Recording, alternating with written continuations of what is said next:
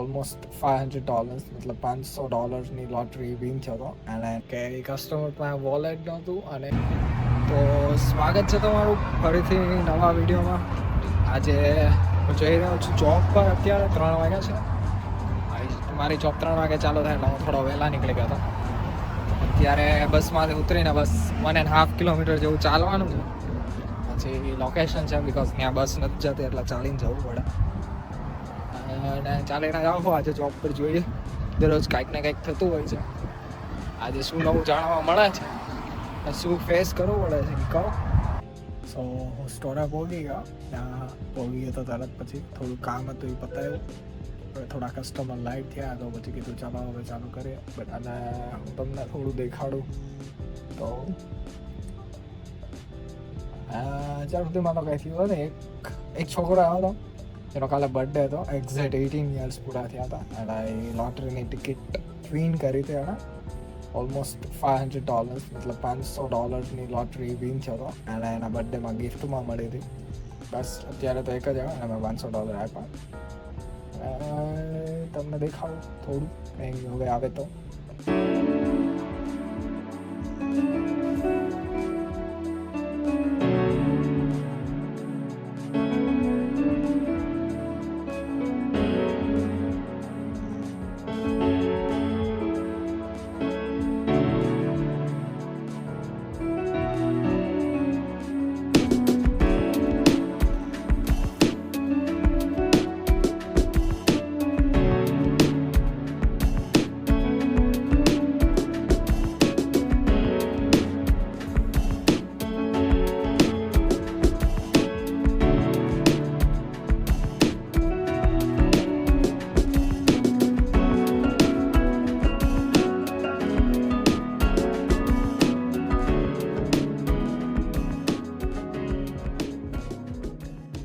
કે એ કસ્ટમર પાસે વોલેટ નહોતું અને એ જે જગ્યાએ જોબ કરતો હતો એનો ટ્રક હતો.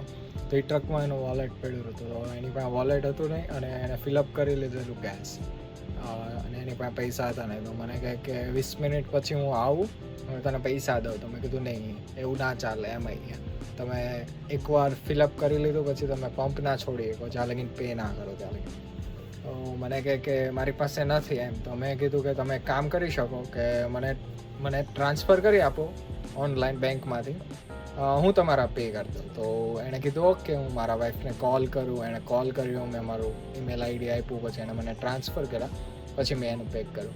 ત્યાં એની પછી તરત જ બીજો કસ્ટમર આવ્યો કે જેની પાસે પૈસા જ નહોતા. એટલે હતા ખરા, બટ જ્યારે ચેક ડિપોઝિટ કરે ને ત્યારે અમુક ટાઈમ માટે હોલ્ડ કરે હતા. એના પૈસા હોલ્ડ કરી રાખેલા અને એને એ આઈડિયા નહીં. તો એ કાર્ડ નાખે બટ 4 વાર એના કાર્ડ આઈ ગેસ ડિક્લાઇન થતા હતા કે ટ્રાન્ઝેક્શન ઇનસફિશિયન્ટ ફંડ એમ. તો એ કે મારી પાસે પૈસા છે બટ એ નથી થતો એમ. તો મેં કીધું કે તું એક કામ કર, તું બી મને ઇન્ટરેક્ટ કરી દે, હું તારા પે કરી દઉં. તો કે ઇન્ટરેક્ટ કર્યું બટ થયું નહીં. તો પછી મેં કીધું ઓકે કાંઈ નહીં, તું એને કી મૂકીને ગયો હતો કે ચલો હું કી મૂકી દઉં છું, પૈસા આપું તો મને કી આપજે એમ.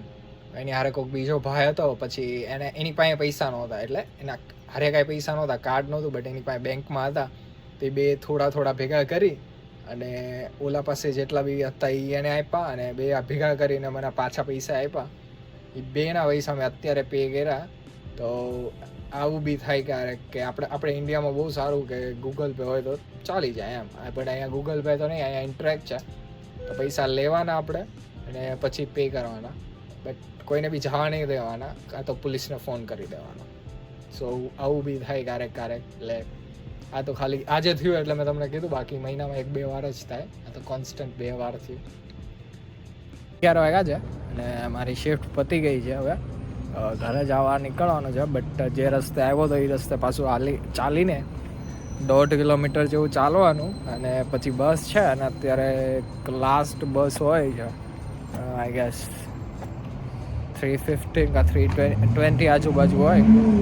જોઈએ કેચ થાય છે કે નહીં. કેચ થઈ જાય તો સારું, કારણ કે અમુક વાર ના થાય તો પછી ટેક્સી કરવી પડે, જે મોંઘી પડે. બટ બસ મળી જ જાય ડાયલી. જોઈએ હવે ચાલીને પહોંચી જઈએ. બસ આવે તારે વાત કરીએ.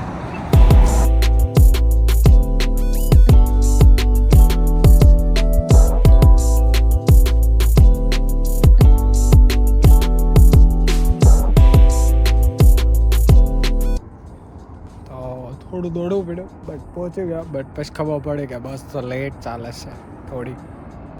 કાંઈ ને ઊભો છું હવે, બસ આવે એમાં બેસી જઈએ અને એ ઘરે જઈને સુઈ જઈએ. કાલે પાછી શિફ્ટ છે બપોર પછી આવશું. મળીએ હવે કાલના નવા વિડીયોમાં. આ લગીને બધાને રામ રામ.